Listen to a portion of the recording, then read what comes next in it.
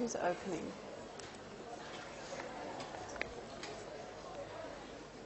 Oh, there's Eddie up in the back.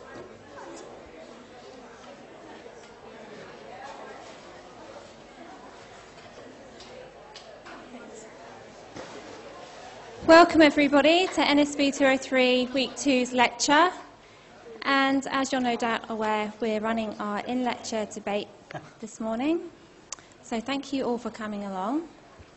I'll introduce the teams in a moment, but just to remind you that we are using Nearpod for the lecture, and the code is up there in the top corner of the screen. If you'd like to log on, this will enable you to vote a little bit later on.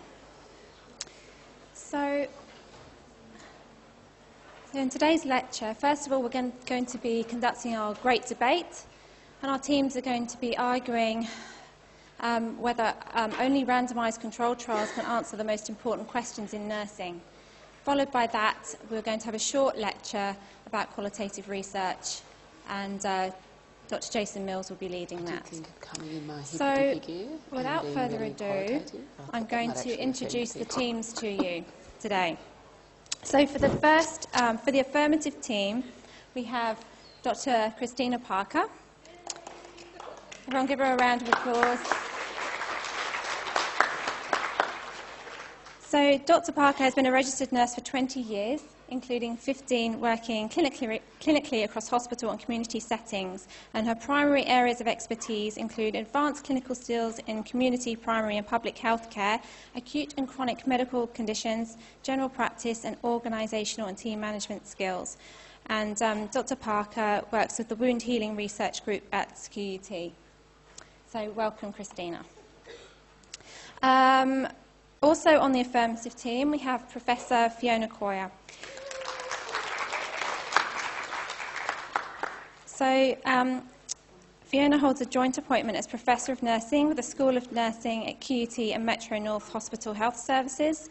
She's based at the Department of Intensive Care, the Royal Brisbane and Women's Hospital. She has extensive experience as a leader in academic and research programs in intensive care nursing, with research interests including patients' and families' perspectives of intensive care, nursing care of the critically ill patient, and skin integrity in critically ill patients. So please welcome Professor Coyer. Now, you can see up here on the screen Dr. Sonia Osborne, who is also going to be part of the affirmative team. Unfortunately, Dr. Osborne can't be with us today, so you've got me instead. And you all know... So I'm a bit of a last-minute ring-in, so please be gentle with me, and you all know me, so I'm not going to talk any more about that. So for the opposing team, we have Dr. Jason Mills, and no doubt many of you will already know Jason because he's teaching in NSB203. So Jason is a registered nurse with a clinical background in palliative care and mental health. A fellow of the Australian College of Nursing and the Higher Education Academy, he graduated with first-class honours in nursing and holds postgraduate qualifications in health-promoting palliative care, mental health nursing, medical anthropology and positive education. To date, Jason's research has examined both workforce and community capacity in the context of palliative and end-of-life care. Welcome to Jason. Also for the opposing team, we have Associate Professor Clint Douglas. Clint is a registered nurse leading a program of acute care health services research in a conjoint role with Metro North Hospital and Health Service. With a clinical background in acute care nursing, his research focuses on optimising the influence of nursing to keep patients safe, strengthening nurse surveillance for prevention of patient deterioration in general wards, and the impact of hospital nurse staffing on patient outcomes and evaluation of innovative nurse-led services. So welcome to Clint. And last but not least, we have Professor Samantha Keogh. Sam is a Professor of Nursing at QUT, an established researcher with the Avatar Group, and has a clinical background in adult and paediatric critical care. Her research is focused on generating evidence to guide maintenance of vascular access devices for patients in the acute care setting, and she is currently President of the Australian Vascular Access Society. So welcome to Sam. And helping us today as well, we have Dr. Jo Ramsbotham, so down here at the front, so thank you to Jo. And so, without further ado, let's go back. We'll get started. So, first of all, let's welcome Dr. Christina Parker. Thank you. So I'm Christina, and with my colleagues here today, we are here to convince you that randomised controlled trials can answer the most important questions in nursing. So when you think about your hierarchies of evidence, and you've just learnt that, your triangle, right up the very top is your randomised controlled trials, or RCTs as we'll refer to them in this debate. They sit right below your systematic reviews, indicating how important they are. So they are your gold standard in determining the definitive answers that we need within our nursing practice and being able to care for our patients. So the opposing team are going to talk to you about different methodologies.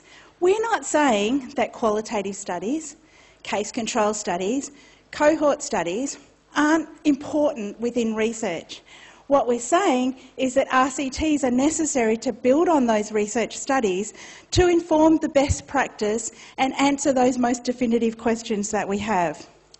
There are multiple designs of RCTs, so depending on the question that you want to ask will depend on the type of randomised control methodology that you want to use. And Fiona will build on this more when she talks as the second speaker. RCTs answer the questions of effectiveness. So what leads to the outcomes? Is it treatment A or is it treatment B? As a nurse, are you going to use this treatment or are you going to use that treatment? And in a randomised control trial, you've got an intervention and you've got a control, or you've got a comparator group. So I want you to close your eyes. I want you to think about your mother, your father, or your partner, and they've got diabetes and they develop a diabetic foot ulcer. We have about a 2-week opportunity or window of opportunity to be able to deal with these patients, because every 30 seconds around the world somebody has a limb amputated due to diabetic foot disease. So if that's your loved one, what sort of treatment would you like for that diabetic foot ulcer? Would you like something that's been robustly tested in a randomised control trial to look at the difference between one dressing over another, for example?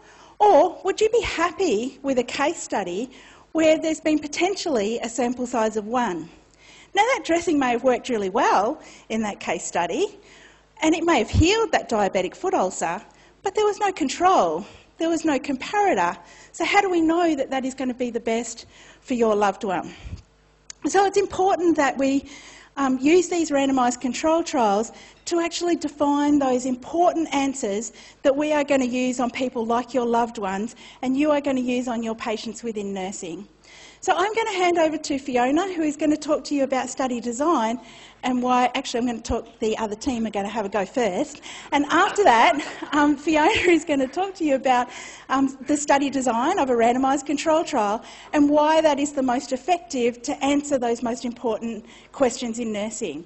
And Judy's going to follow up with some examples, or some more examples, of where RCTs have been used in practice and have led to the important outcomes that we've had in being able to deal with our patients. Thank you. Thanks, Christina. That was a nice try, by the way. But so look, Christina's mentioned some really important stuff. For me, what really jumped out were the shapes, like the pyramids. And actually, interestingly, I think context is really important. And so I think the hierarchy of evidence that was referred to is limited only to really, questions relating to diagnosis and cause and effect and prognostication, things like that. So I'm just going to take a moment to broaden our perspective a little bit here, and I'd like to actually start with a little bit of hands-up research, just to get into the spirit of this topic. By the way, this is not about a count of how many hands. This is actually more about visualising a show of hands, perhaps to get an indication of something that might be a common theme in relation to an individual experience that we might have shared. I hope you're still with me. So, okay, so hands up those of us here who've ever felt pain in their body. Who's felt pain in their body? Yep. I'm not sure if these guys are still thinking about it. Now I want you to think about a time when you felt the worst pain you've ever had. And then just notice, thinking about that, what is it about this experience that first comes into your awareness? So, hands up again for those of us thinking about this. Is the first thing that comes to your mind perhaps a word, an image of the experience, or even a memory of that sensation? When you're thinking of the worst pain you've ever had, how many of us are thinking about a word or an image or a memory of that association? Yeah, so without counting, it looks like that's a common kind of thing for many of us here. How many for us is the first thing that comes back to you thinking about this is a number? Okay, again, I'm not going to count, but there are some people for whom a number comes back. So this is interesting. Now, some people, like my colleagues on the right or your left, they will argue that research that is subjective can't be relied upon because it's not based on a single objective truth. Now, pain is a subjective sensation, but does that mean it's not real? Did you not experience that pain? If you're in tremendous pain, but I dismiss your lived experience of that pain because of perhaps quantitative research that says the majority of people in your situation don't feel pain, or that the experimental treatment that you're receiving isn't quantitatively associated with pain, haven't I missed something really important if I've dismissed that? So understanding the experience of pain is vital for us as nurses. When patients complain of pain, they're often asked to rate it numerically on a scale from 1 to 10 before we'll give an analgesic. But, have you ever felt like, maybe I'm a 15 out of 10? So we need to think broader than intensity. So what about the quality of the pain? Where is it located? Is it a shooting pain? Is it rebounding? Is it a sharp pain, throbbing pain, radiating pain? How will we know unless we qualitatively inquire? And these are important questions. So what we know is the context and the quality of pain is just as important as the intensity that's indicated by a number. So I'm sure this is something you all already know, but it's always helpful to be reminded.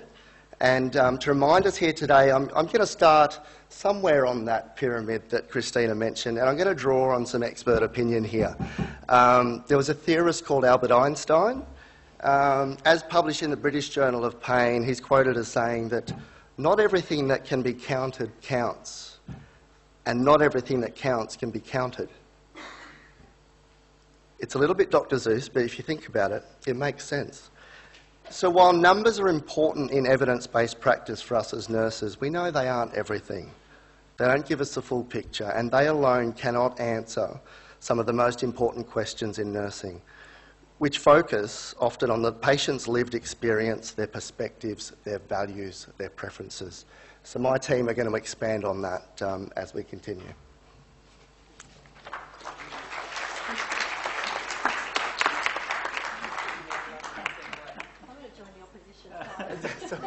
Come over here. Thank you very much. It's a pleasure to be here to argue this very important case today. And I'd actually first like to start by refuting the arguments of my esteemed colleague, who actually argued for quantifying what we feel. We're not suggesting we should do that. We're arguing what we do about what we feel. Pain is a subjective experience. I admit that wholeheartedly. But it's actually the treatments that we employ or the interventions as clinicians and nurses that we do to manage that pain that is the basis of an RCT, and that's what we're arguing. Do you want to know the difference between effectiveness with opioid analgesia and complementary therapies, or do you just want to wade in with a sample size of 3 colleagues to say, yes, this is effective? So I'll go back to the primary advantage of a randomised control trial. They minimise bias, and that's a really important concept to consider. They also minimise confounding issues. So we know that an intervention is going to be effective regardless of other issues that are present in a population or a sample size. And that unbiased evidence is one of the most important assets we can have at our fingertips to know that what we do to our patients, how we care for our patients, is based on quality evidence.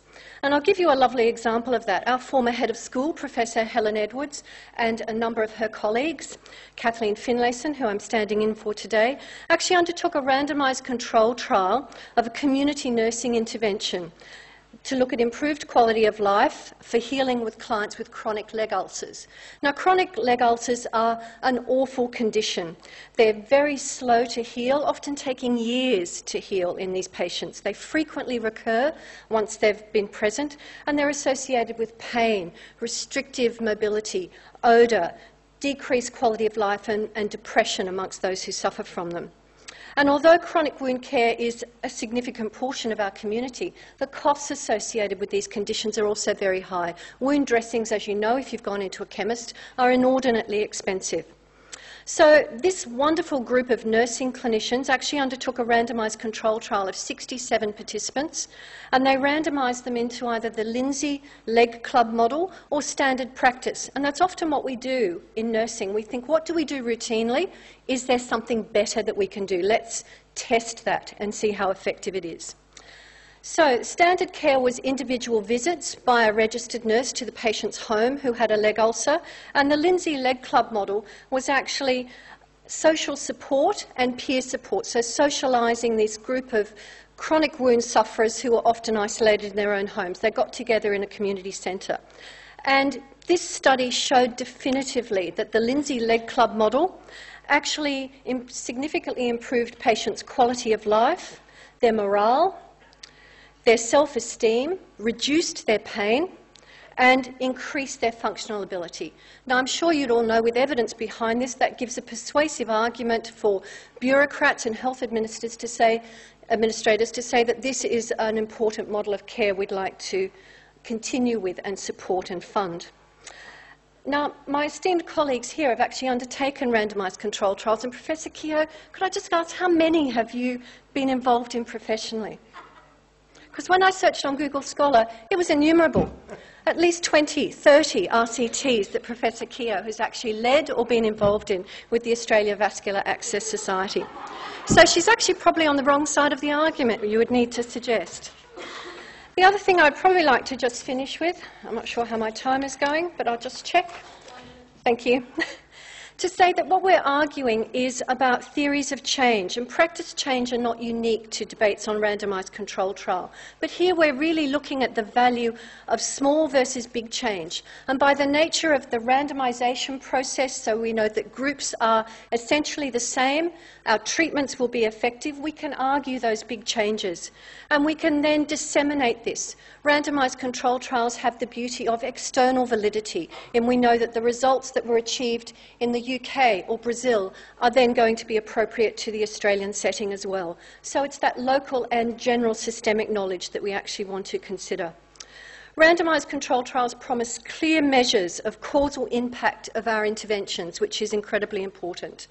And we need to argue that several methods are better than one, but all methods, be they important qualitative studies of 1 or 3 people here, actually are important because the pinnacle of all roads leading to an important area is the RCT. So the pinnacle of our studies are the RCT, the randomised control trial. Thank you for your attention. Good luck.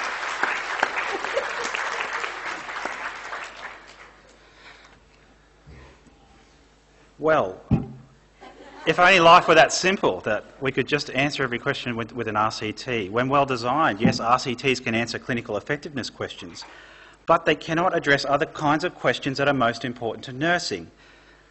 Philosophically, can you derive what you ought to do from knowledge produced from RCTs? Well, David Hume famously observed that you cannot derive an ought or a should from an is. In his view, people move too readily from observations of facts to judgments about values. There's a gap in their reasoning. If drug A is the most effective in treating disease X, which leads to early death, it does not logically follow that drug A should be used, not least for moral and value-based judgments about what the patient wants, their consent, their autonomy to decide. Critics have challenged more broadly the notion that evidence can be simply transferred from researchers to practitioners to be used in an unquestioning and straightforward way.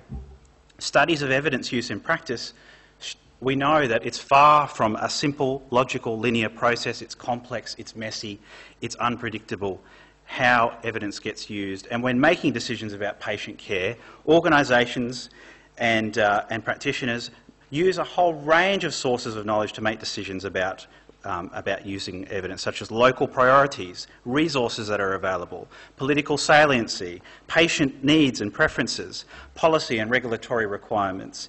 Research evidence is frequently contested and negotiated, and the extent to which it is useful and used depends on how well it fits within a particular setting. And what can be randomised? For practical and ethical questions, many research questions do not lend themselves to be studied by an RCT. One tongue-in-cheek systematic reviews of RCTs of parachutes for skydiving, published in the BMJ, found no RCTs have been published, and so they concluded that parachutes could not be recommended as a safety intervention when jumping from a plane without further trials. In fact, the authors ask individuals who insist that interventions need to be validated by an RCT to demonstrate their commitment by volunteering for a double-blind, randomised, placebo-controlled crossover trial of parachute use. But let's set aside the broader argument that many of the most important questions a nurse might ask cannot be answered by RCT knowledge. There's also a need to challenge this hierarchy of evidence and the special place of RCTs and systematic reviews of RCTs as the gold standard of study designs. RCTs are far from perfect, and every study needs to be judged on its own merits. Just mindlessly attributing greater validity to a study based on a hierarchy of designs is wrong. This approach shuts down critical thinking, and poorly designed randomised controlled trials can mislead us. Check out retractionwatch.com that publishes a leaderboard of retractions from peer-reviewed journals because of dodgy science. Anaesthetists undertaking RCTs are notably overrepresented on this website. And think about this: if RCTs were perfect, how come trials that are replicated often give different results? If RCTs were perfect, trials of the same study question would always produce the similar results, but that is actually seldom seen. If the results of an RCT and a non-experimental study differ, it's not guaranteed that the RCT results are closer to truth. Thoughtful consideration of the design and the analysis of both studies is needed to resolve discrepancies, and it is much more informative than just simply assuming that the results of the RCT, being based on a supposed gold standard, are always correct. Yes, randomisation does confer an important advantage, usually preventing or at least reducing confounding by known and unknown confounders. But RCTs are in fact subject to error and bias. Check out the Cochrane Risk of Bias tool for RCTs in your textbook on page 300. Small trials, random assignment can lead to large imbalances between groups, thus failing to balance potential confounders as hoped. During follow-up, major sources of bias can include contamination and crossover between intervention and control groups, lack of compliance, co-intervention, loss to follow-up. And like Jason pointed out, what gets counted is often not what counts. Outcome measures for study endpoints are often based on what is easiest to measure, not what is most clinically important or what matters most to patients. And I think in the Lindsay Leg Club example, I think, for example, wound healing rates weren't better in the intervention group compared to the control group. So we have to wonder, whether the outcomes that we're actually measuring are in fact the most important. So while RCTs can establish effectiveness, this is also at the cost of artificially controlled experimental conditions, complicated protocols that we can't replicate as nurses in routine practice. Try reading in detail the intervention protocol in the next RCT you come across and see for yourself how easily this could be applied in practice. Of course, the opposite is also true. Sometimes we can't, even when we want to apply an intervention, there's so often little description that clinicians cannot. RCT methods were originally developed by Fisher for agricultural purposes, testing fertiliser on potato plots. And potatoes and plots are different from patients. Nobody asks potatoes to agree to be assigned to a particular row. There's no exclusions. They're not asked to do anything. Potatoes are always adherent. They don't withdraw from a trial. There's no special skills, venues, and so on. Also, one of the final points is this perpetuates this fallacy that RCTs are the only design capable of establishing a cause and effect relationship. So, another raise your hand moment. Raise your hand if you agree that smoking can cause cancer. Excellent. We all already believe in causal inference without randomised controlled trials. The relationship between smoking and lung cancer is based on cohort and case control studies. There's never been an RCT. We couldn't randomise people to start smoking and others not to smoke and then see whether they develop lung cancer. It's not possible. However, the opposite is possible, and the only randomised controlled trial published to date was one that tested smoking cessation as part of a multi-pronged intervention. They found that lung cancer was more prevalent in the smoking cessation arm of that trial. So those who say that causal inference requires an RCT would start questioning, well, does smoking really cause cancer? They're wrong. The results of this study doesn't overthrow the many other studies that have been done. Rather, there were problems with the trial. Finally, it's interesting to note that Sir Austin Bradford Hill, the epidemiologist responsible for those classic studies establishing smoking, also introduced RCTs into medicine. And he warns, a final point, any belief that the controlled trial is the only way would mean that the pendulum has swung too far. Sorry, any belief that the controlled trial is the only way would mean not only that the pendulum has swung too far, but that it has come right off its hook.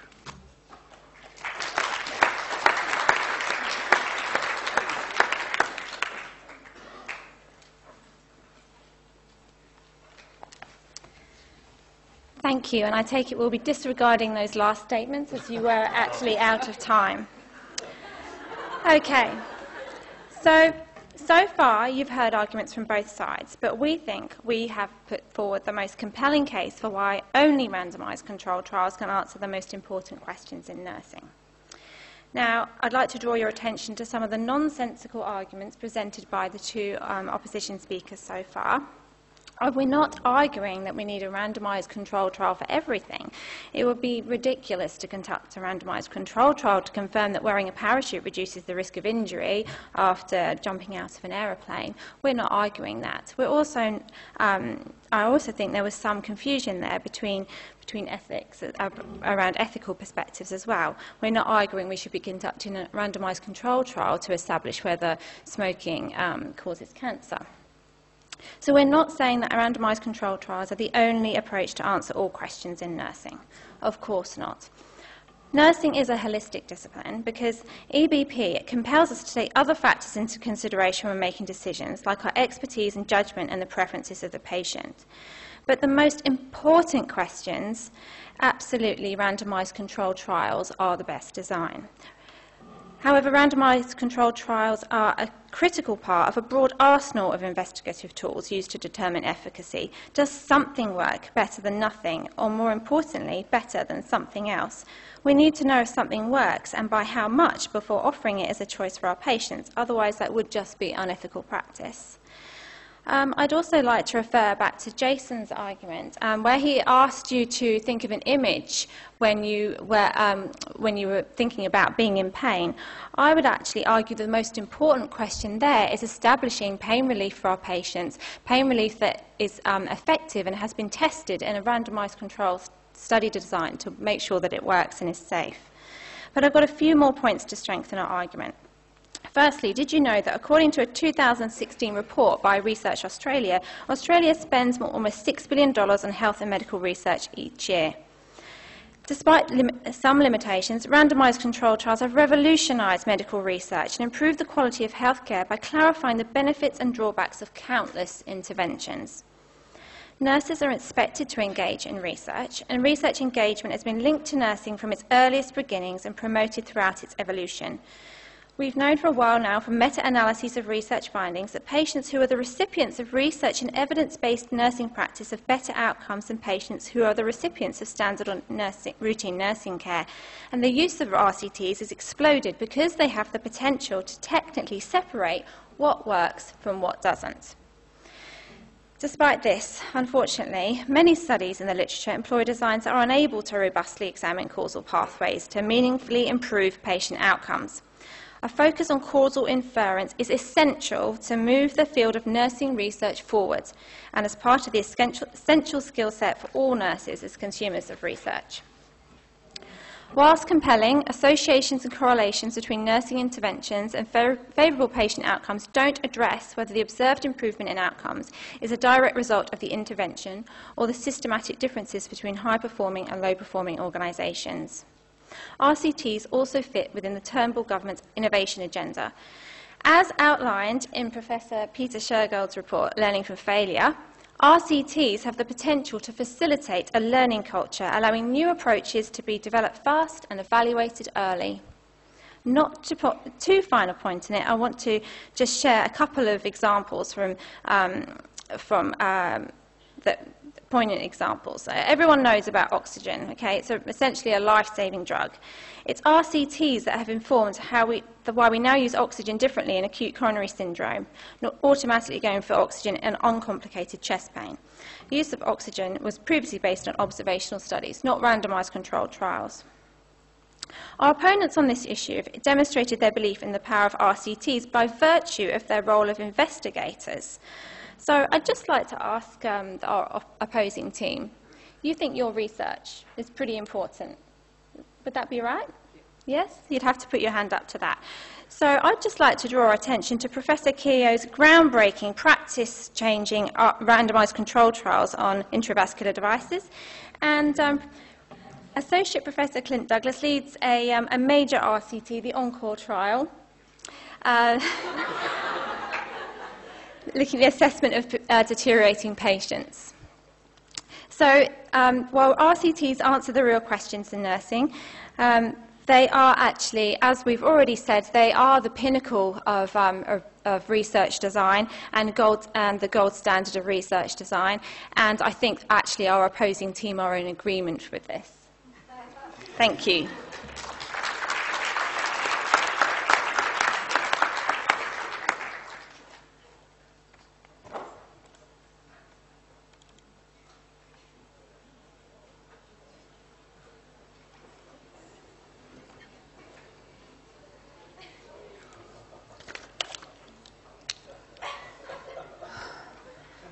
Oh my God.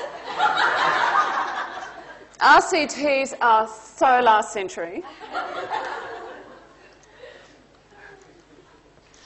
My team has shown that not everything that can be counted counts, and, not everything that counts can be counted and is important. And indeed, there is a significant gap between fact and values, which is the central tenet to contemporary evidence-based practice. My one-dimensional colleagues would have you think that intervention questions are the only important questions, and that these are therefore, that's why the RCT is the only design worth using. They believe that RCTs minimise bias and that improves the quality of results. But this assumes a level of control that is just not possible in the clinical setting. Yes, I have engaged in randomised controlled trials, but I also wore stonewashed denim in the 1980s. And it's 2018, and we just need to get with the times. And smart and adaptive trials and other trial methodology and other questions are where it's at. Indeed, a little-known journal called the New England Journal of Medicine did a whole supplement on the changing face of clinical trials, and they also said that animal print and faux, of course, modesty dressing, gloss, and statement headwear are also more contemporary. The perfect randomised controlled trial does not exist, nor can perfection be reasonably expected from a design that aims to recruit from a study with human beings, with all their wonderful diversity and freedom of choice. Moreover, the background of clinical evidence is often rapidly evolving and seeking the best research questions to ask, and can feel like walking on shifting sand, hence the introduction of alternative methodologies. Research designs or methods are built around the questions we ask. Once you have identified the question you are asking, you can search for the right type of study, a bit like accessories. From your reading, you could have come across different types of questions and domains. If you need to understand a phenomena, how can a trial help you there? If you want to look at the frequency of a disorder, how can a randomised control help you there? What about diagnostic test and performance and etiology and harm? And it's only when we get to intervention or therapy that we can truly employ a randomised controlled trial methodology. Within my research focus of vascular access, we look at the phenomenon of, for example, of how we clean needleless connectors, or how often do nurses clean these connectors. We look at the rates of infection and the diagnostic predictions for that, or the prognostic predictions related to mortality rate. And then we look at the harm related to particular infusions. It's only when we get to the question of, does a chlorhexidine gluconate impregnated needleless connector actually prevent CLABSI? Does an RCT methodology help us answer a question? My esteemed colleague has already referred to the trial about skydiving, and here is the potential trial that our colleagues would have. This is at the crossover phase, where they hand over the parachute and he gets to trial it on the way down. Ergo, some research cannot be ethically performed as an RCT. And of those that are, approximately 20,000 RCTs registered every year, 21% are discontinued because of issues with cost or recruitment, 34% of those that were completed are not published, and 70% of trials have an uncertain fate and were no way existed to reach the investigators' expected findings. And paradoxically, the published trials may be the weakest link in the chain. Strong evidence shows that only some of the original outcomes are reported, and many outcomes are manipulated during analysis and reporting. That report results are inflated and inferences are made with spin towards favourable conclusions, and that harms or interventions or negative studies are not published. Contemporary evidence-based practice, as acknowledged by my esteemed colleagues, includes integrating the best available research evidence with clinical expertise and the patient's unique values and circumstances. RCTs do not do this. So I hope that I've helped bring you into the 21st century, both in fashion and in randomised and in trial methodology.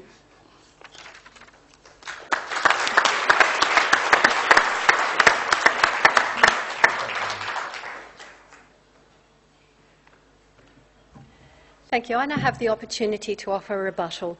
And firstly, I'd just like to say thank you for your well-intended but ill-informed arguments.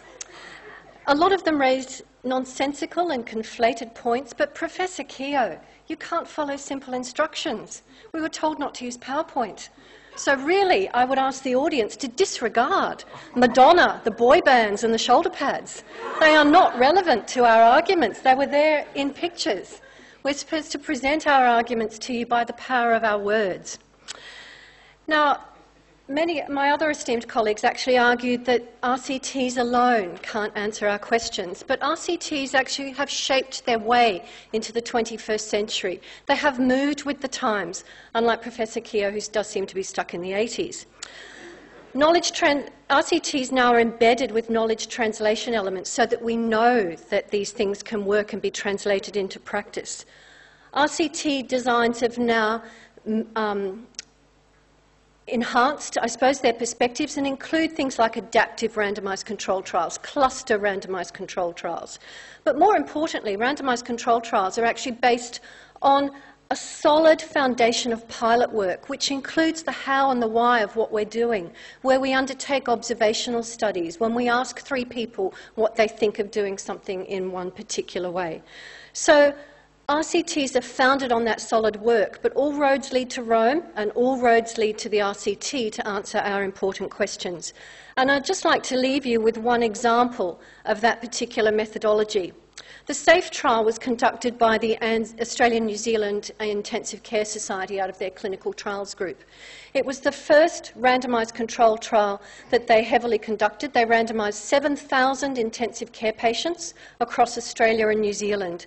And they looked at, was a crystalloid infusion like Hartmann's or normal saline, a water-based infusion, better than a colloid, a type of a blood product infusion, best for volume resuscitation when our patients were critically ill. They proved definitively, and before they even finished recruiting their entire sample, that crystalloids were just as effective as colloids. That saves hundreds of millions of dollars in resuscitation in intensive care. That study, Professor Douglas, does not need to be reproduced. It has a solid population base. It's changed practice globally and worldwide based on one single trial. Therein my case. Thank you.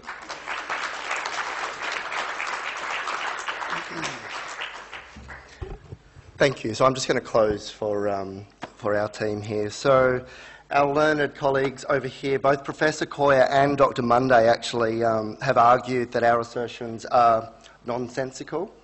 So as a qualitative researcher, I'm not going to invalidate that interpretation. It is actually really rare to get a bunch of academics to agree on something. But look, I'm going to leave it for you guys to make your own interpretation, because I'm pretty sure that the points we've made are quite valid and grounded in common sense, actually. And look, if I was to adopt their approach, their quantitative paradigm of one single objective reality, one truth, there is no quantitative evidence actually to back up both of those assertions that our arguments are nonsensical. And look, I mean, there has been much made out of my colleagues here that because they have performed, they have conducted many RCTs, I actually think that gives them some credibility and authority in terms of actually to speak to the limitations of that research. Of course, it's been important research, but they have an acute awareness of where the limitations are around this form of research. So to close, look, I would just simply refer you back to the question that we have been debating, and it has been a valiant effort. We applaud the effort that has been made, but unfortunately the words only is really limiting. Only RCTs, really? I think that it speaks to the nature of what we are talking about, that RCTs are really important, but they're not, if you think back to that only, if we were to only have RCTs, there are the patient values that are a core part of evidence-based practice process that is missing in that only. So, yeah, thank you.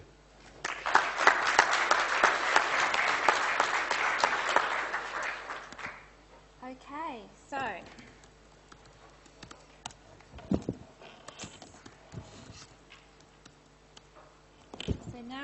now it's time for you to make your minds up, and I would like you to vote. So, do you agree only randomised controlled trials can answer the most important questions in nursing?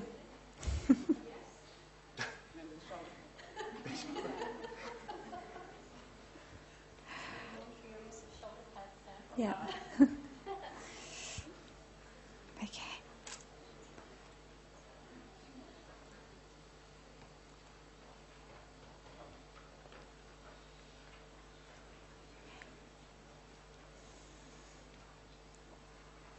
Of course, I can't say anything because now I'm part of the team. I can't sway you either way. You get to vote. No, you don't get to vote. And I think your team you excluded yourselves because you actually cheated a little bit. You were overtime and you used PowerPoint. I did give a little extra time over there to go into okay. I think you went a little bit rogue, but anyway. Let's see, how are we going? All right, so carry on voting. We'll give it a couple more minutes, a couple more seconds, and then we'll see. Ah, come on. All coming in, lots of votes. Keep going. Okay. Give you 10 more seconds. Right. Okay. We're going to have to call it. I'm going to share the results. Oh, sorry, Joe.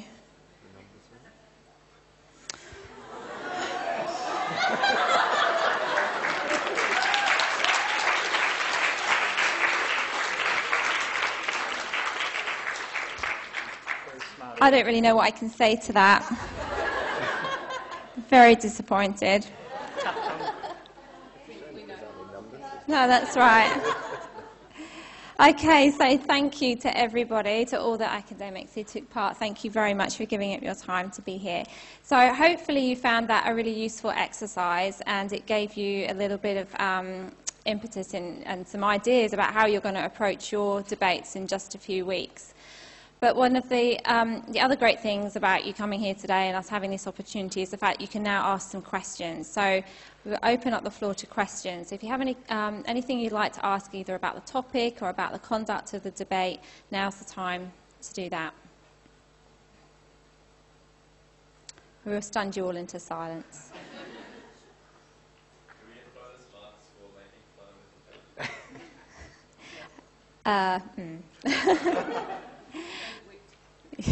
Yeah, I mean, it is. We do want it to be we do want you to enjoy yourselves, obviously, when you're taking part in the debate. But yeah, we need to be mindful of the fact that it is an assessment.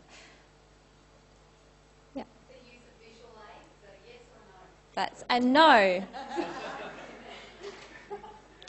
Right, that's why I was saying the other team cheated.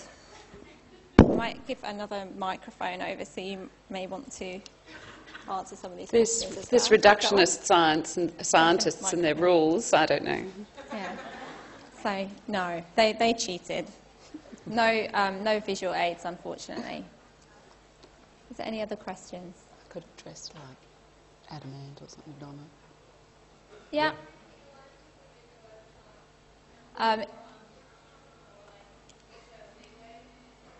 So if you on the CRA, it does talk about keeping to time. So, and then if you have a look at that, it will indicate, you know, how you'll be marked if you do go over, significantly over or under time.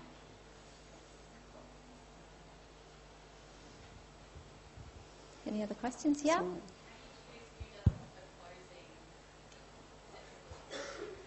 That's really up to you to decide within your teams. Yeah. So the question, just for the recording, was about how do you decide who does the closing remarks, and it's really up for you to decide. Any other questions? Any questions about the topic? Any points that you'd like to make? Okay. So if there is only 5 in a group, obviously it would be great if you had 6 in your group. But it's something that we can't control. We can't make the groups even numbers because of enrolments and so on. But just remember that it is an individual assessment. So you won't be marked on whether your team wins or loses the debate. It's about your individual contribution. So last year when we ran this, we did have some uneven groups. So you will decide within your team which side will be uneven, whether it be the for or the against.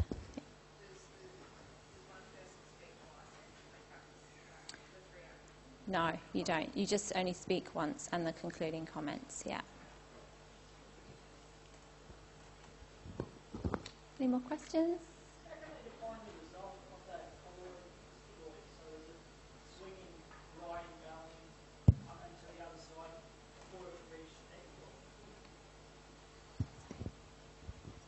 Yeah, it was actually. They stopped the trial because they did an interim statistical analysis and actually found that in favour of crystalloid. And as you know, colloid products like albumin, for example, are quite expensive to administer, so it saved millions. So it just goes to, you know, ethical conduct of a randomised control trial, and that's what they did. The hardest part is obviously recruiting those patients, but it's a fantastic trial. It's published in, I'm going to say the BMJ, I think, or was it the Lancet? The Lancet, the safety, yeah, it was published in the Lancet, and it's out of the clinical trials group from ANZICS. So it's fantastic. It's changed worldwide practice.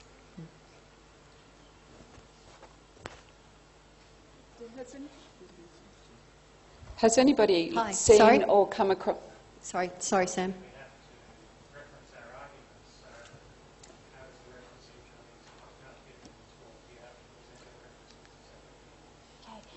You don't submit any reference list with your debate, although just bear in mind, though, that the sources that you'll be using to support your debate, you'll also no doubt be using for part 2 of your assessment as well. And also you will be talking to the evidence during your 3 minutes.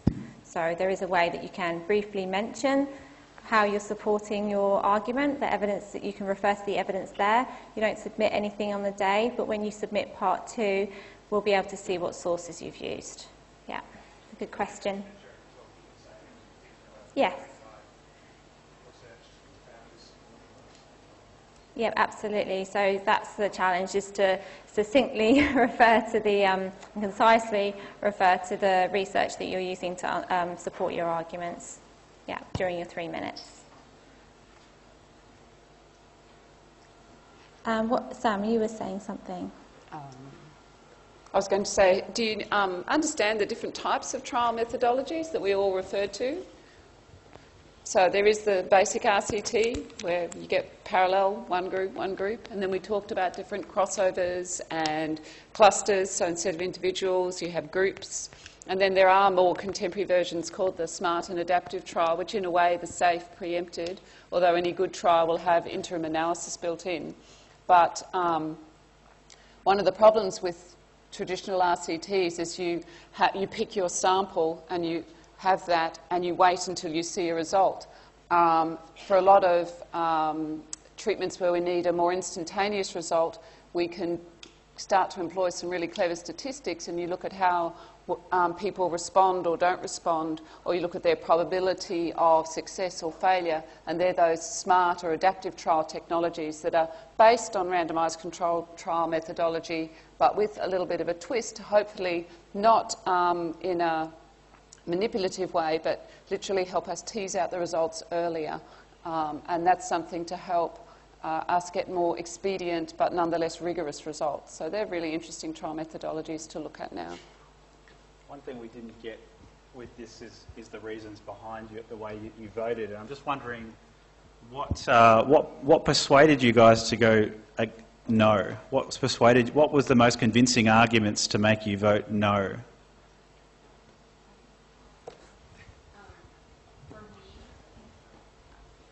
For me, it was answering the actual question, so going back to the only way. So I felt like really great evidence for why it's great, but not the only way. Yeah. Same for you guys? Yeah. That was a cheap shot of mine, yeah. It's pretty low. So intervention studies are one form of study, but as you can see, there's lots of different domains that you have to ask and answer questions, and lots of different methodologies that help you answer that. And RCTs are the gold standard for intervention studies. Not possible for all people, like skydiving and smoking and things like that. But not without their limitations. So every study has to be appraised, and that's what you're learning in this unit, is how to critically appraise what you're reading. Just because it says RCT doesn't equal, that it's trustworthy evidence or reliable evidence. We have to use our critical thinking as nurses to appraise all the evidence that we're reading, not just make an assumption that because it's an RCT, it's better than other kinds of evidence.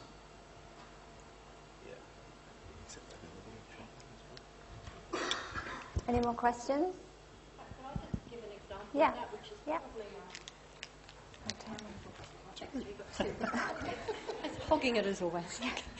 There was, I don't know if you've seen, but there's a number of predatory journals, or what we call in academia predatory journals, that bombard us with emails to say, please, we're creating this inaugural issue of anaesthesia, critical care and women's and newborn or something.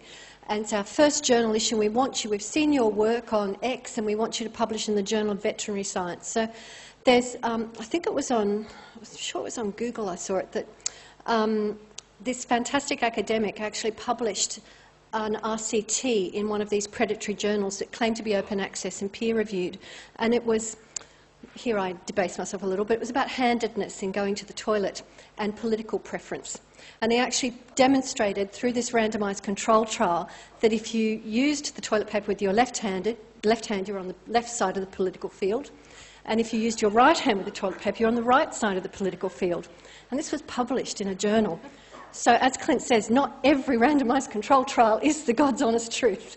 So to be aware of that. I should pull that one down and send it to you, Judy. It's absolutely brilliant. It's well written. It's just a page and a half. It's an absolute hoot. We'll add that to the reading list. And another thing And another thing to be aware of, although we're trying to correct it, publication bias is a real thing. And a colleague of mine, Professor Claire Rickard, she founded the Vascular Access Research Group I work with. She had a trial published last week in The Lancet. It was initially rejected because there was no significant results from the study.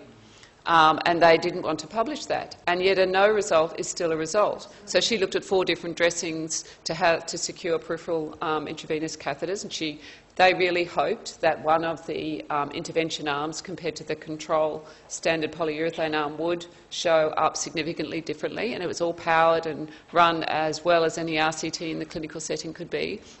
And no result came out. Each of the 4 arms were as bad as each other, which showed that none of the products on the market are adequate to prevent failure. And she had to sell that to the editors in order to get them to publish that.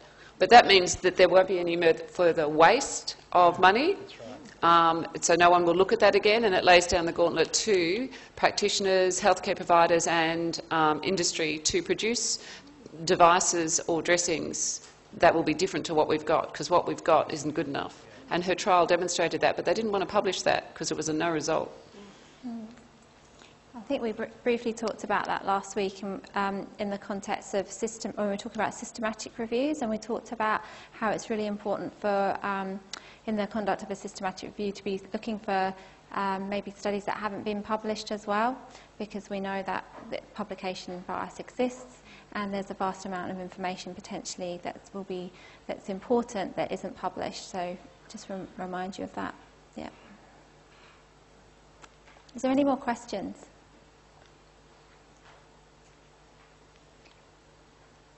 Any more questions about the conduct of the debate and how it was approached? Yeah. Yeah, when we did the assessment, like, will the rules for us, like the sort of logic we use, be a bit stricter? Because I noticed, like, some people use stuff like straw man arguments when Okay. like, the parachuting. Yeah. For instance, like, Yeah. the affirmative team never claimed that, like, you needed to enforce control trials for parachuting. So, Okay. yeah, like, will we get in trouble if we do that? Okay, so you really just need to keep referring back to the assessment task instruction. So we ran a debate today, but obviously it wasn't an assessment, and there were a few bits of cheating going on, and and a few little bits of last-minute preparation, and I was a ring-in. But obviously when you go to conduct your debate, you will be very well prepared, and you won't have a last-minute person standing up here. So just keep referring back to the CRA every time. That's what you need. We are, obviously, yes, it is a debate, but it's within the confines of being an assessment as well. So if you refer back to the CRA every time, that'll kind of guide you as to what, how we're going to be marking you. And we understand as well that, it's potentially some of you will be feeling the pressure on the day as well. Any other questions? Okay, well, thank you everybody for taking part, and thank you so much to our teams on both sides for giving up their time to be here today. I hope you found it a really useful exercise, and let's give them a round of applause.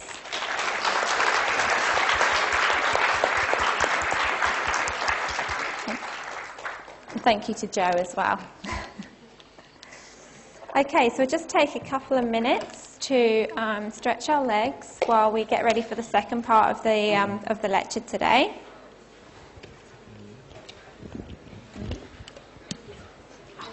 Christy, don't forget the chocolate. We'll get the chocolate. If you get the chance, do they clear the desktop? There's nothing special. Oh yeah, I'll do it at the end. I'll make sure it's fine. Thank you. I hope that was all right. No, it was really good. Thank you. Yeah, thanks, Joe. Yeah, thanks. Thank you very much. I think we stunned everybody into silence. Thank you.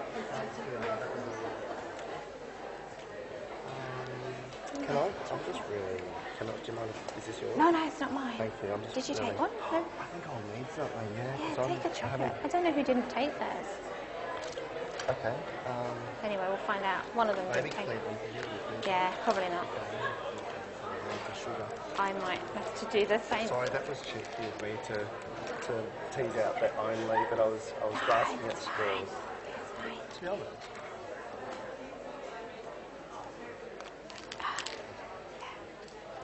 So what mic are you going to use? Got this one? Or maybe have that one because the little double's missing off this one.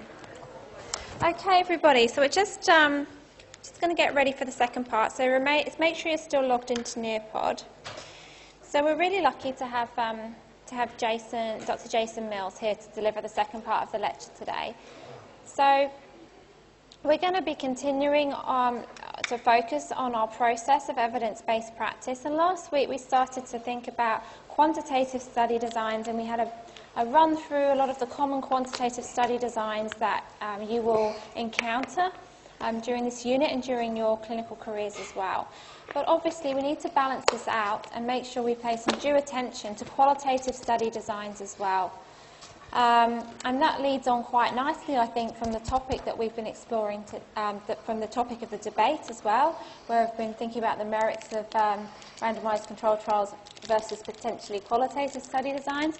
And so Jason is a qualitative researcher, so he's a great person to, as you would have heard earlier today, so he's a great person to lead this lecture today. He's just having a bit of a sugar hit because he's got a big afternoon ahead of him.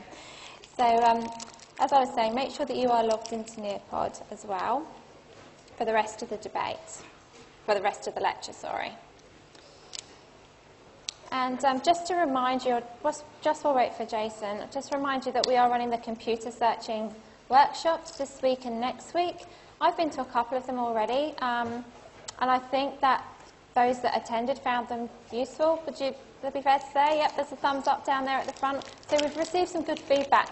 But I'd have to say, though, it's a little bit frustrating because a couple of the workshops, only about half the people have actually turned up, okay, which isn't great. I mean, this is, for those that did attend, I would think probably 99% of people who've been along have come away with at least a couple of papers for their assessment, so they're ahead of the game. It's a really good opportunity for us to be able to sit down with you one-on-one as well. We don't often get that opportunity. So please, if you are registered for your computer library searching workshop, please make the effort to go along because you'll be ahead of the game in preparing, and you won't be able to, if you're registered in for one in week 2, you don't attend, I'm sorry, they're pretty full, so you're not going to be able to email me and say, can I attend one in week 3? It kind of doesn't work like that, so please make sure you do turn up. And I will now hand over to Jason. Is that okay? Absolutely. Okay, thank you, and thanks for the opportunity to speak to you about qualitative research, qualitative evidence. And I guess from the outset, I just want to acknowledge that Judy is herself an accomplished qualitative researcher, but she's just indulging me by asking me to come and speak to you just from a little bit of my experience. So, and I guess, my experience is limited. I think in 2012 I did my first qualitative study, so it's about 6 years ago. And I've, that was in-depth interviews, and I did some focus groups, and I've done some more interviews. So it's something that I have, as with anything, you build your knowledge as you keep practicing it. So very quick recap, I think, to begin with.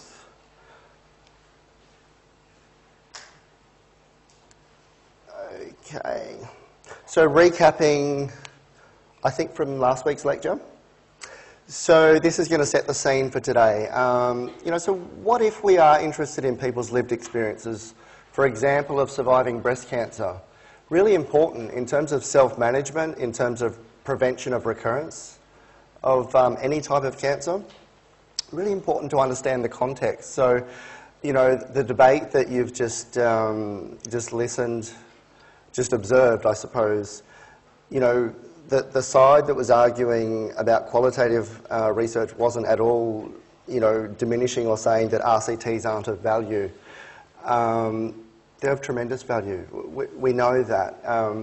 But there's a potential pitfall when we discount or diminish or really just prioritise that to the exclusion of the person. So when you think back to your EBP, our clinical expertise as health professionals, combined with the best research evidence available, and then combined with the patient values, perspectives, preferences. So it's only when you really have all of those three that come together that you have your textbook kind of evidence-based practice. So if we don't value qualitative research, because then we're in trouble. We're not fully applying that evidence-based practice, because that much of the patient values and patient perspectives can only really be gained through qualitative inquiry. So I would just put that to you, and that is my, if you only have one take-home message today, you know, for me, I would just hope that you just hold on to that qualitative knowledge, qualitative inquiry is important. Often funding and hierarchies of evidence may focus on the more quantitative research, and there's a reason for that, but it's a limit. You know, if you only focus on that, you're limiting yourself and you're forgetting some really important things. You know, you might find what is the most effective treatment for a particular condition, but what if that treatment actually isn't acceptable to the people who you're going to inflict it on? What if it actually causes other problems, and what if it's culturally, for example, you know, offensive, or something that when you go to the person and say, hey, we've got this excellent evidence that says this will treat that. But ultimately, you know, when you think about informed consent and being patient-centred, we need to ask and inquire qualitatively and find out whether these interventions are acceptable, feasible. So breast cancer, a great example in terms of finding out the lived experience of surviving breast cancer. Moving on, what if we want to develop a theoretical understanding of what being a cancer survivor means? Again, really important. Survivorship is a really growing area in terms of there are more and more cancer survivors each year, and we're living longer, but recurrence is still an issue. So the better we can understand the experience, the better maybe we can promote positive outcomes. So what if we also wanted to understand how a cancer survivor group functions? So these may on the surface seem like, oh yeah, like maybe interesting, maybe not interesting. But these kind of questions can be really important when you're the person who is the cancer survivor, or if you're the carer or a family of someone who is a cancer survivor. So, I mean, the questions here, I'm afraid I've already answered it. I've made it rhetorical, but, you know, quantitative inquiry won't adequately answer these questions. And that's the, you know, when you want to get the full picture, it's important to not discount these kinds of questions. So just again recapping that, you know, in last week, or for last week in your workshops, for those who did the cookie experiment, you looked at two major kind of paradigms. So one being quantitative, one being qualitative. So you can see here again just the breakdown that, you know, looking through the lens of a quantitative paradigm, that paradigm really holds that there is one single objective truth that can be found. You know, it's a little bit black and white. The approach is very objective. Researchers have to be separate and distant from the kind of subject and experimental kind of conditions. And this is used mainly to test hypotheses. You know, a lot of cause and effect kind of questions. Again, the data that is actually going to answer quantitative questions, the data are numbers, and they're measurable in numeric form. So going back to pain, you know, a pain scale from 1 to 10 rates your pain. And ultimately with quantitative research, nearly always what is trying to be done is to make a generalisation. So if we take this sample, test, you know, whether it's a clinical trial, you know, test this intervention, randomise it, minimise bias, all of this. Ultimately, the aim is to generalise and say, well, this is what we found in this select group. So if all things being equal, we can generalise that and say, well, if it's true here, then it's likely to be true elsewhere. That's a really superficial, I'm sorry, rundown of quantitative paradigm. Qualitative, it's often about search for meaning or lived experience. So these two approaches have traditionally been polarised. They've traditionally been, you know, kind of on two extremes.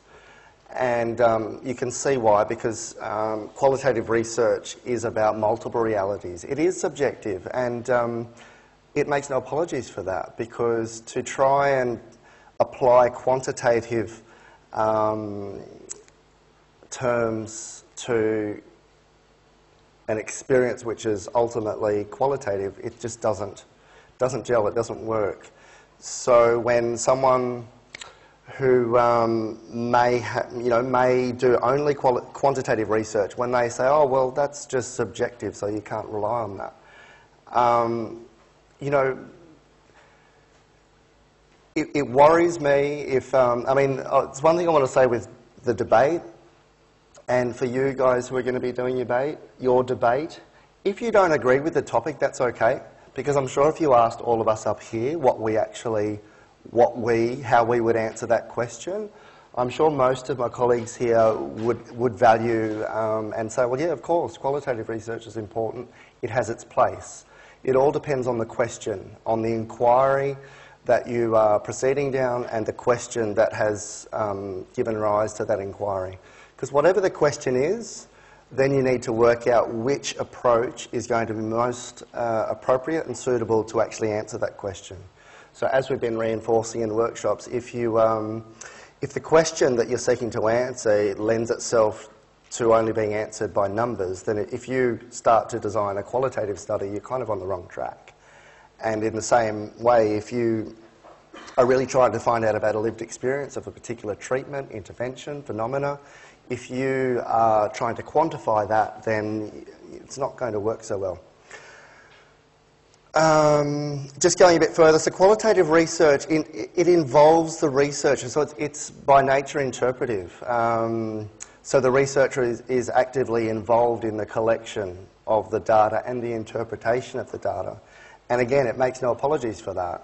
But there needs to be a transparency and a degree of reflexivity, so any potential influence that the researcher may have had on either the collection of data, so if I'm interviewing you and I ask you questions in a certain way which is reflecting, you know, my beliefs and my values, I need to be aware of that, disclose that, or in the interpretation. So there's a lot involved in qualitative research. What I was going to say is that, you know, it concerns me if I was to, if an academic or a researcher was to say, oh, qualitative research is just fluffy, soft stuff, you know, it's not real research. That would concern me on two levels, because I think it would show a lack of understanding of qualitative research, and further, it would probably, I would be concerned if they had maybe done some qualitative research, and maybe that reflects the level of quality that they actually, you know, put into that research, because qualitative research is something that someone can try and just do in a really flimsy manner, but to do it well, it's a lot of hard work, and it's important that it is of high quality. So the outcomes, so the data, rather than numbers, they're generally words, spoken text, or artefacts. They could be images or other data that aren't numbers, essentially.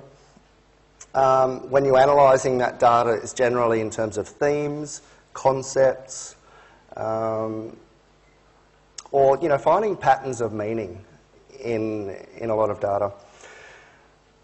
In terms of clinical applications, so it's really useful for exploring experiences of individuals and groups. So thinking clinically, our patients, or even our workforce.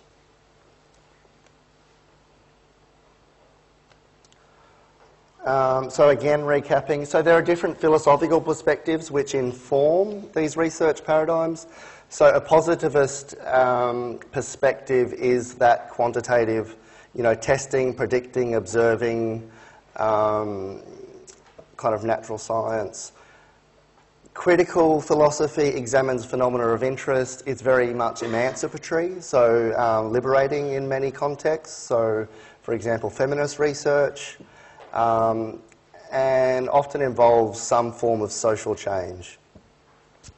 Interpretive, so this applies to a lot, including phenomenology. So really, when we're looking through an interpretive lens, we're about describing, exploring a particular phenomena, understanding meaning of the lived experience or, a social or practice context. So many forms of qualitative research are indeed interpretive. And look, it's said that a researcher doing qualitative research is interpreting the data that is spoken or given by a participant, a patient, for example. And then, a researcher will publish those findings. Even when you go to read a qualitative paper, you are actually, that interpretive process continues for you as the reader of that article in terms of interpreting the meaning or what has been described. And we'll talk a little bit more in terms of different criteria that we use to look at qualitative research. But, that interpretation is really at the roots of the subjectivity, and actually there's an intersubjectivity that, qualitative research acknowledges that from this perspective, reality can be socially constructed and it can be different according to your individual experience. And that's okay.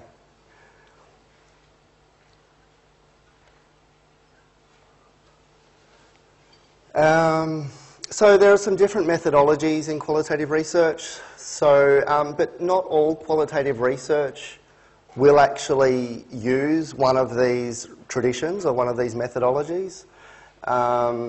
So discourse analysis, action research, phenomenology.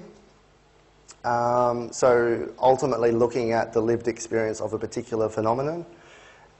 Grounded theory, ethnography. These are major qualitative methodologies. So you will see a lot of studies that use these methodologies, but you will also see some studies which are qualitative research, but they may not use these actual methodologies. But for now, for our purposes, it's good to be aware of these particular methodologies and how they align with these particular philosophical perspectives. So this sounds like an ethnographer. So ethnography, I don't think it was on the previous slide, but this sounds to me like an ethnographer. So ethnography is another of the major qualitative methodologies.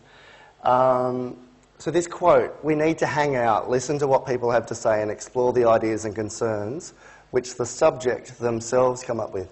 Subject is it's an interesting term. We tend to use participant, but everyone's different. Subject,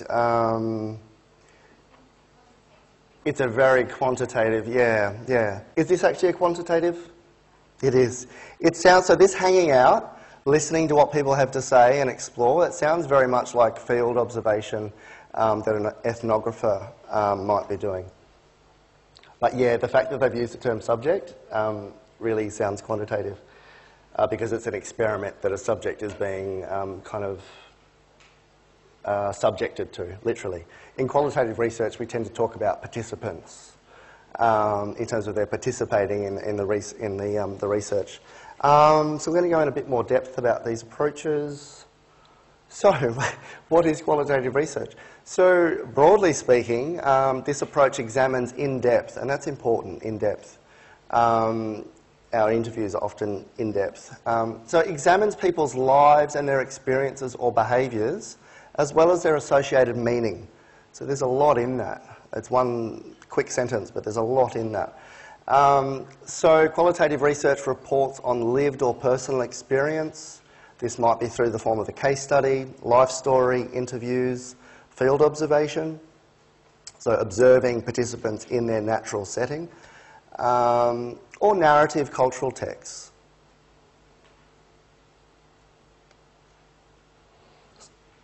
So why is it useful? For us, it is useful to explore questions about how or what, rather than why, in terms of cause and effect. So for an RCT, we might determine that a particular treatment or drug is effective. It won't necessarily tell us why or how. So again, you know, when you can combine the strengths of quantitative and qualitative research, bring them together, often we find that gives us a full picture. So qualitative research also can help increase our knowledge and understanding. So particularly for new or complex situations. So, you know, you might be wondering, well, how is it really useful? How is it worthwhile? This, you know, in particular for new or complex situations, if we know very little about a particular phenomenon, qualitative research is usually one of the, you know, the best places to start, because we need to explore it. We need to be able to describe it, understand it. And then once we begin to, you know, develop some theory and have some knowledge and understanding, then we might test whatever theories that we've come up with in terms of that particular phenomenon. So identifying meaning behind a particular situation or phenomena, exploring contextual feasibility or appropriateness. This is what I was getting to earlier. I was alluding to that, you know, just because a particular intervention might be effective, it may not mean that it's actually appropriate. So we really need to understand the context. I was trying to say that before in the lecture. You know, sometimes I think context is everything. If you were to be just given one piece of information, a number, you know, without knowing the context, the meaning of that number, what does it actually do for you? Nothing. Okay, so just checking time. So look, it feels like I've raced along fairly quickly. I'm going to slow down a little bit. But so as someone who has done qualitative research, a number of different studies, I should qualify that I've done quantitative research as well, or mixed methods. So I mentioned combining the strengths of both quantitative and qualitative.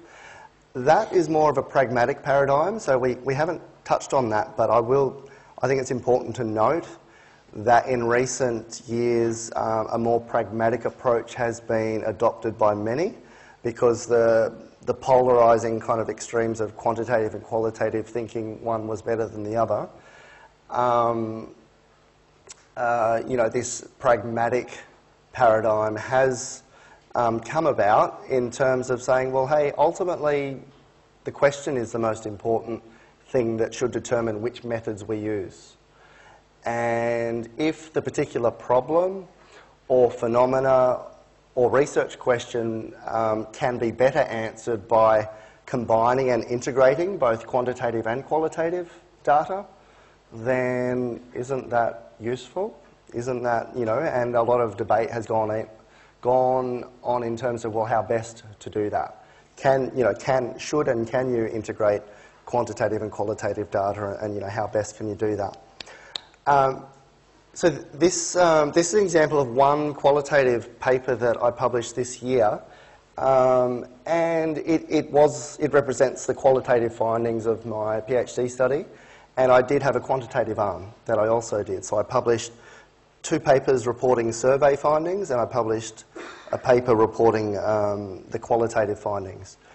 So really the aim of this, and for those of you in the workshops when you're looking at your, or for this week if you haven't already done it, when you're looking at your systematic reviews and you're trying to identify what the PICO question is, or in one of the systematic reviews that they didn't state the clinical question but they stated it as an aim.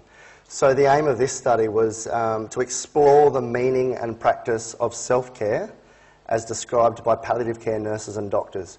So this research can equally apply to our own workforce. There is research that's found that you know, the extent to which we as nurses are actually healthy and well has an impact on our patient care. So in many of our quality standards, we're obligated to actually maintain our capacity for practice, and part of that is about self-care. So there were 24 participants in this study. I interviewed 12 physicians and 12 nurses. I happened to do this one by telephone. Previously I've interviewed people face-to-face, and there are limitations there are pros and cons to both. These were participants around the country, so that's why I use telephone interviews, because it's hard to fly around and interview everyone face-to-face. Now, so this was a purposive sample. I think we might cover that coming up. But so there are different sampling techniques, both for quantitative and qualitative research. Purposive sampling is a common method used, and ultimately the rationale for that. So this is about deciding who are you going to actually collect your data from to answer your question. For a purposive sample, it's all about saying, well, who are the people who have the data? Who are the most appropriate people who can actually provide the data to answer that question? There's no point in me going to a social worker in the ED to interview if my question was actually about palliative care nurses and doctors. So in a nutshell, that's what purposive sampling is. And I think we'll touch on that a bit more when it comes to saturation in terms of when you actually stop interviewing. Now, so findings, we mentioned before, or results, mentioned before that, you know, for qualitative research, the data is textual, it's words, they're descriptive, so it's not numbers. So in the abstract here, you can see that the findings were described as 3 overarching themes. And there are 3 different themes named there. You will see them illustrated soon. Let's move on.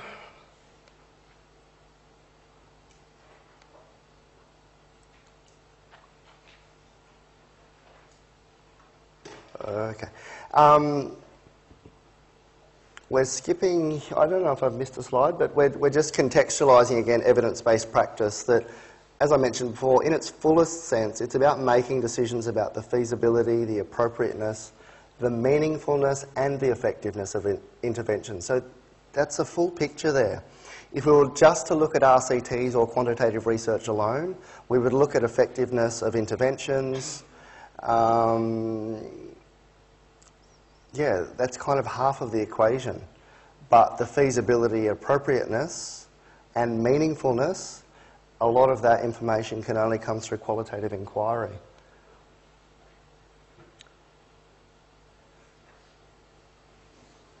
So how? I've already just started to describe some of this.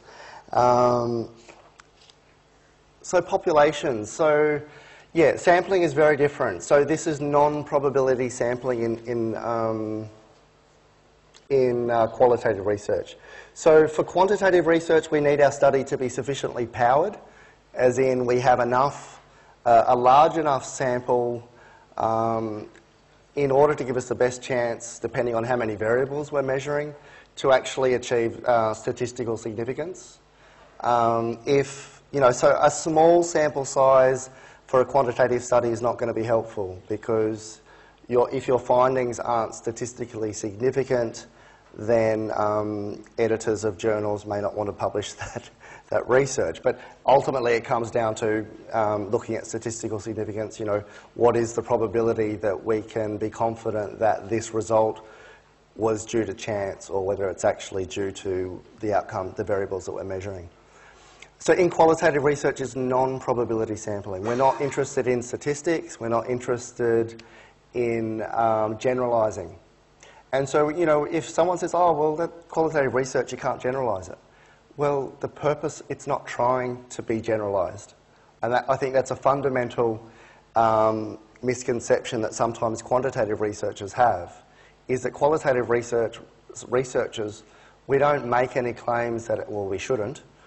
If you see any qualitative study making a claim that their study is generalisable, then there's something majorly wrong. but it can be transferable. It can be applied and may be actually appropriate in other settings. Generally, qualitative research samples are smaller. There's no hard and fast rules. Different methodologies like grounded theory, they will use something called theoretical saturation, other general, in terms of when they determine they've collected enough data to stop and say, okay, ethically it wouldn't actually be ethical to continue collecting more data because that would be wasting participants' time. So even beyond grounded theory, they use this method of theoretical sampling. In other, just more broadly, in other qualitative research designs, data saturation is what we talk about. So if in my study, I stopped after interviewing 24, I could have kept going. But qualitative analysis is different in that it is iterative. So qualitative analysis of data can begin from the time you have started collecting the data. Whereas quantitative, it's a very much you collect the data and then you have a different phase where you're analysing it. You can't start analysing statistically the data while you've still got a survey running. Qualitative, from the moment I'm interviewing someone, I'm writing notes, I'm interpreting, and that's called iterative analysis, but it continues on. Now, after interviewing 24 people, 12 as it turned out, it was probably after about 20, just over 20 people I'd interviewed, and what I was finding was that I was hearing the same data, I was hearing the same key messages over and over again. And at that point, it was decided to go again another 2 or 3 and see if anything new came up. So this is data saturation, where we talk about the data is saturated in terms of we're not finding anything new. What we're finding in terms of when we interview more and more people is more information that is confirming what we're already kind of gathering, what we've already gathered and what we're already interpreting. So that's what we call data saturation. And ethically, you shouldn't proceed beyond that because you're wasting people's time in terms of collecting more data. So this is, when people say, oh, well, your sample size was only this. According to data saturation, it would be, there is no reason to continue just to get a number which a quantitative researcher might say, well, okay, that's an acceptable number. On what terms? So I mentioned before different types of sampling. So purposive is the one that I mentioned, which is very common. Convenience sampling, that is ultimately, as it's described, I could stand outside a GP clinic and wait where I know that, well, if I was interviewing or researching patients in a general practice setting, in a primary healthcare setting, I could stand outside a GP clinic where I know that patients are going to be streaming in and out. If that's what my research was about, it would literally be about the convenience of, I know there are people here that are going to be going past and I can approach them and ask them. Convenience sampling generally is not, the different types of sampling have a different rationale and some limitations to each. Snowball sampling can be handy if you really need... so snowball sampling is, let's say I interview one person and then I say, hey, do you know anyone else who's actually in the same situation as you or who might be interested in participating? Then you can then either refer on to me their details or by word of mouth, pass on information about this study to your friends, colleagues, families. And then, that's the snowballing from one participant who is then referring on, and you're building your participant numbers. I mentioned theoretical sampling as well, so very much grounded theory. There is some overlap between these.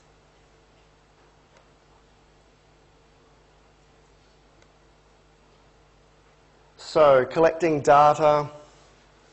So often when we're interviewing, whether it's one-on-one interview, whether it's focus groups, we'll often record, we'll take field notes, or we could be observing. So in ethnography, we could observe the culture of a particular surgical unit, of a team of nurses.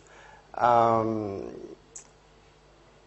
the data can be visual, it can be written, textual, or spoken, obviously. So, yep, document analysis, so records. I mean, above and beyond your usual kind of chart audits, but document analysis is a qualitative form of analysis. So photographs, so images. You know, anything that's not numbers really, but still conveys information of meaning or experience. And absolutely a combination can be used, particularly in ethnography. I wonder if we're going to talk about analysis. Yep, so interviews, focus groups. Look, there are benefits to each. Interviews, one-on-one, you can dive into depth. And I guess for me, I've worked in palliative care and mental health, so a lot of my clinical experience is about communication, it's about listening, it's about asking open questions. So that's perhaps why I've started out with qualitative research, as it seems to come naturally to me. Focus groups have advantages of within a group. If I spoke one-on-one, you might be able to describe your experience of a particular phenomena. You may forget things. If we're in a focus group, someone might mention something that you go, oh yeah, actually I forgot about that, me too. And then I can ask, so you tell me about your experience of that, you know. So focus groups have the advantage of, apart from being efficient, because you could have up to 20 people in a focus group. I've done focus groups with students of about 12 to 15 in each group, and it takes a lot of managing actually. One-on-one's a lot simpler. Focus groups, very efficient, but more difficult to manage. Observation, that has advantages and it may have some limitations as well, because in an interview or a focus group, the interviewer, and there's a real skill to interviewing, I should mention, it takes practice, is particularly so you're not leading, asking leading questions in terms of influencing the response that you might get. So if I was to say, you guys are all ready to go right now, aren't you? I'm pretty much leading you, and you pretty much go, yeah. So that wouldn't be a good example of interviewing. But look, so compared to observation, I'm making an observation from what I'm seeing, obviously, and hearing. But the advantage in the interviews or focus groups, you might make a statement, and I might interpret it, but I can clarify that. And I can say, so what I'm hearing is this. Is that what you're telling me? Is that true, or have I misinterpreted that? And you can then clarify and go, no, actually, I don't know what planet you're on, but this is what I meant when I said that. So, and that's a really important part of collecting qualitative data, is seeking clarification, making sure that your interpretation, even during the interview, is actually consistent or congruent with what is being communicated. So there's a lot of rigour. There are a lot of things that need to be done to ensure rigour, to make sure that the qualitative research is reliable. So data saturation I've mentioned here before. So that's when we stop collecting data. If every new interview that you do or focus group, if you keep getting more new, more and more new themes, new patterns, new key terms, then you keep going. If it's all beginning to repeat and it's all recurring, then that's when you need to think about, we've pretty much exhausted this line of inquiry in this population. Okay, I'm just going to speed up. Here's an example of, this is what, 3, 4, 5 questions that I used to guide my interviews. Some of these interviews went for over an hour. This was the interview guide that I started with, and these were in-depth interviews. So each one of these points was purely just a start of a discussion, and then the interviewer needs to then dig deeper. Tell me more about that. When you say this, what do you mean? You described it like this. Tell me more about it. So it is a real skill, and when you see people like Oprah or someone else, interview celebrities, and you can see them sometimes elicit information that someone actually didn't realise they were giving. That's a really skillful interviewer when it's a natural conversation and someone doesn't even realise, they forget that they're in an interview. They're just in that moment communicating with you about their experience. This is just, so qualitative studies is great if they can actually, so often what we do from text and words and data is we conceptualise, we form concepts, identify themes, and maybe start to theorise. So the 3 themes that I developed, that emerged from my analysis are described here. And they related to the meaning and practice of self-care. And, I qualified this, one, trapping for qualitative research. And, I think from what I see is that when novice qualitative researchers do their first qualitative study and then they say, this is what I found and this is true for everyone, and that's actually, I think a mistake.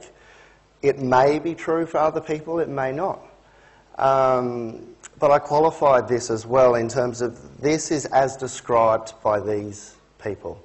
That's as true as I can get to representing my interpretation of their data.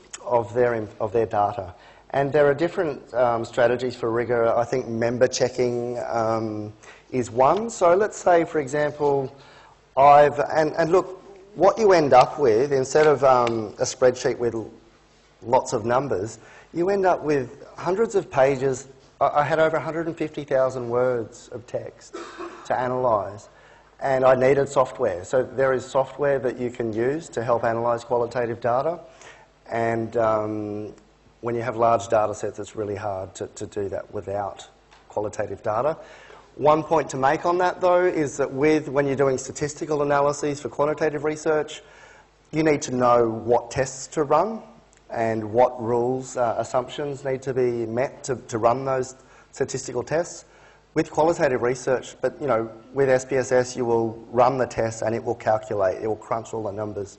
With qualitative research, just because you're using software, it doesn't mean the software is doing the analysis. It is still the researcher, or the researcher's doing the analysis. The software just helps you manage the data. It's a really important point to make. And qualitative analysis is not easy. It's really time-consuming, laborious, and so for anyone who just dismisses qualitative research, I think they lack an understanding of it.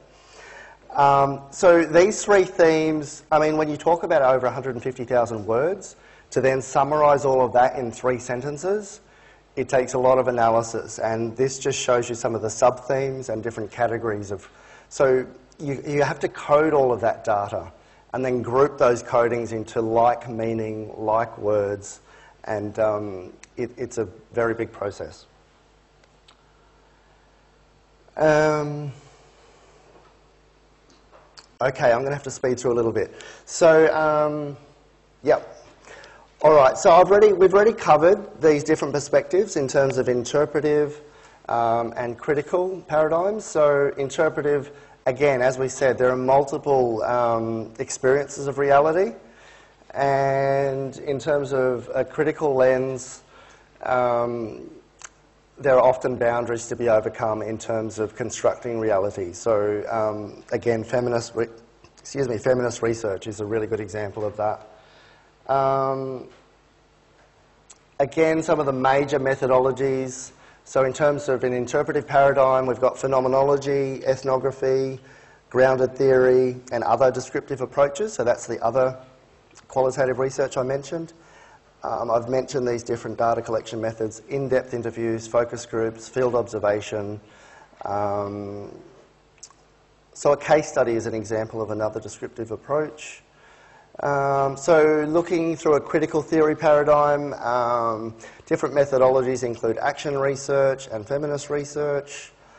You can use reflective journaling, group work to collect data through those.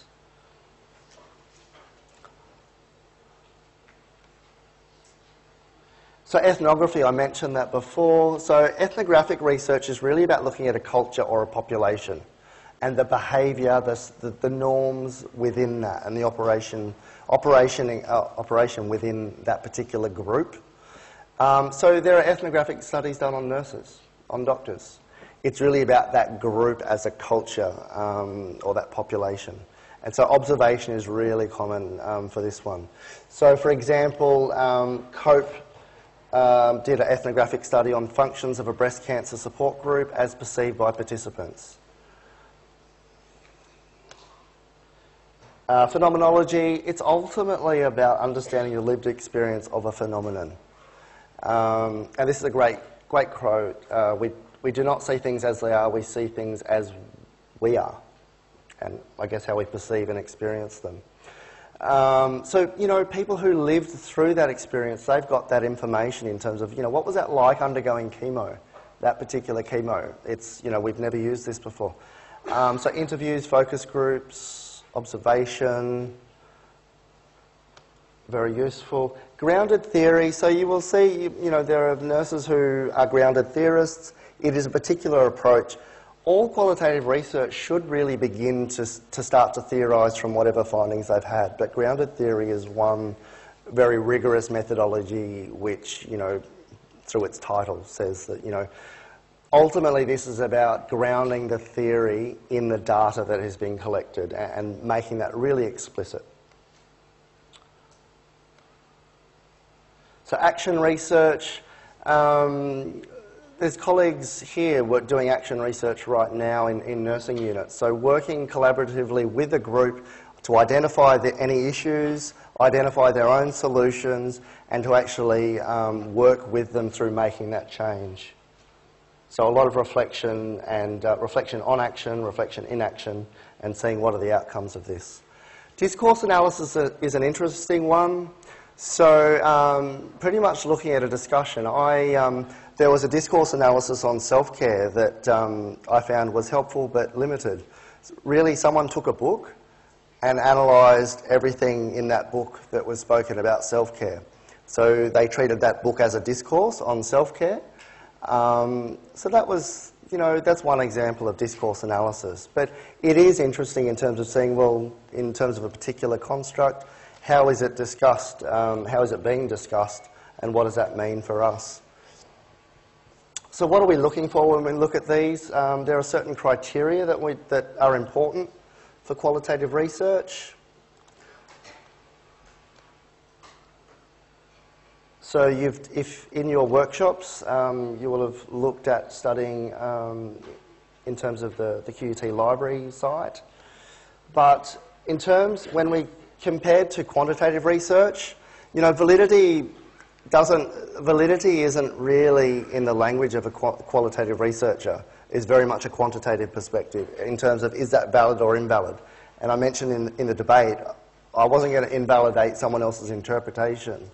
But really, there are four or five, often five key things that we look for in terms of qualitative research. Is it credible? What is shown to us that lends credibility? Is there transparency? Is there rigour that has been demonstrated in the reporting of this research? So rather than validity, we ask, you know, is this transferable? Is this research actually relevant, applicable, potentially transferable to your situation? You know, rather than reliability, it's about can we depend on the findings and the conclusions that have been made, and are they confirmable? Are these findings, is there an audit trail, is there enough disclosure of the decisions that were made for us to make an interpretation of any potential bias? Absolutely make use of the qualitative critical appraisal checklist, so CASP is a great example, JBI and COREC. So I think I've pretty much run out of time. I'm sorry, guys. But I think in the workshops, you will be having a go at actually looking at a qualitative. So I think. Just bear with us, guys. So can you hear me? Oh, okay. So we will be revisiting critical appraisal, and we'll be looking at critical appraisal at both quantitative and qualitative evidence in the coming weeks. So obviously we're starting that at the moment in the workshops when we look at systematic reviews, but we will then we'll come back to these qualitative quality assessment criteria in the next couple of weeks. But I think There is one slide that I'd kind of like us to just have a look at quickly before we go. Keep going. Yeah. So just to refer back though, just remind ourselves, because this kind of has come up. Well, we've been obviously focusing on PICO quite a lot because in the workshop we've been focusing on a question that's about effectiveness. PICO can still be applied to qualitative research questions, but we do need to make adjustments to it. So if instead of when we get to the I, we can think of that as being an interest or an issue, and we can think of O as being an evaluation, i.e. what are we evaluating. Now we can revisit this a little bit more over the next couple of weeks, but people are starting to wonder about PICO. We've talked about it quite a lot in terms of quantitative questions. We can still use it in qualitative questions, but we do need to make some adjustments. And finally, when we're thinking about the hierarchy of evidence, I'd just like to draw your attention to the JBI levels of evidence for meaningfulness. So we don't refer to the NH and MRC hierarchy of evidence when we're looking at quantitative research because they are focused on quantitative questions. But we will be referring to the JBI levels of evidence for meaningfulness, and this is where qualitative research will come in. So we will revisit these concepts in the next couple of weeks. So thank you very much to Jason for stepping in to do the second half of today's lecture and also for taking part in our debate. So I've got to rush off to a workshop now, but if there are any quick questions, please come down, and I hope to see the rest of you in the library searching workshops. Thanks.